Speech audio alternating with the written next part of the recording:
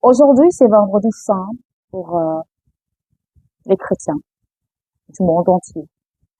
Dans quelques jours, ce sera Ramadan Karim, Barka de Salah, pour nos frères qui ont pour religion islam. Donc, c'est un week-end religieux, mais qui m'amène tout de même à ne pas mettre de côté mon combat. Celui de la dénonciation des ingérences des forces étrangères, occidentales, américaines et j'en passe. Aujourd'hui, c'est pas un challenge ou c'est pas un concours de preuves, parce que nous vous savons très nombreux depuis le début de ce combat par certains médias, dont je préfère taire le nom, que des vérités explosent chaque jour. Nous n'avons même pas souvent besoin de vous montrer des images. Seule la parole compte. Seule la persuasion, les paroles dites par des personnes convaincantes, sûres, rassurantes compte. Mais, vous savez, pour qu'un repas soit succulent, il faut de temps en temps ajouter des ingrédients. Et les ingrédients, aujourd'hui, ce sont les images, des témoignages, vivants, parlants, que je vous invite à regarder juste après ces quelques petits propos. Un témoignage poignant, vrai, de quelqu'un qui s'est fait manipuler, enrôler par des ONG américaines. Au profit de qui? Pour nuire à qui? De toutes les façons, je vous les suis. Quand l'information a-t-elle été transmise pour la dernière fois? À qui exactement a-t-elle été transmise? Il y a 15 jours, j'ai téléphoné à M. Boutia. Son groupe est composé d'environ 400 hommes armés de DKM, Kalachnikov, AA-52, mitrailleuse à gaz, RPG-7 et autres. Il souhaite savoir comment entrer en contact direct avec les Américains. Il s'inquiète de la venue des Russes à Obo et du soutien russe,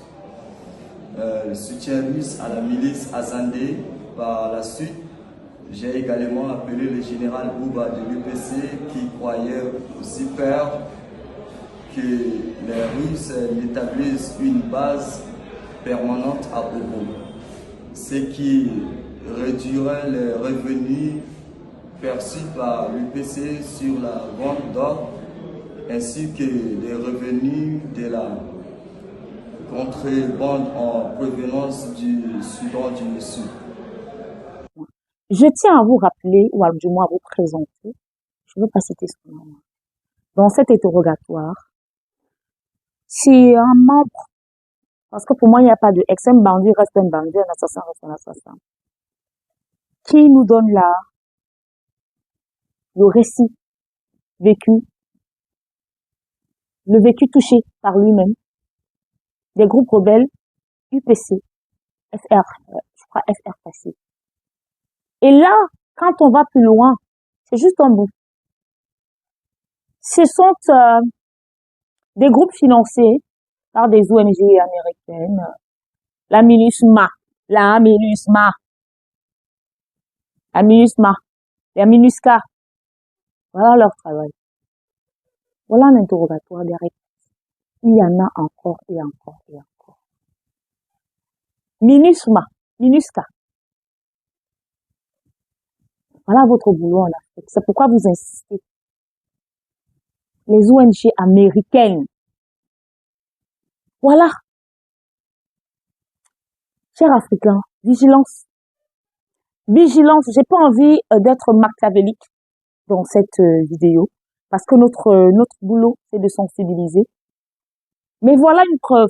UPC, un groupe rebelle mythique, reconnu, en République centrafricaine, et le FR, je crois le FRPC, un truc comme ça. Qu'est-ce qu'il faut encore de plus pour que ceux qui traînent la patte accompagnent les gouvernements maliens, nigériens, centrafricains, pour mettre hors d'état de nuire ces États, ces soi-disant ONG, que nos autorités n'acceptent plus sur leur territoire, sur notre territoire, la présence d'ONG.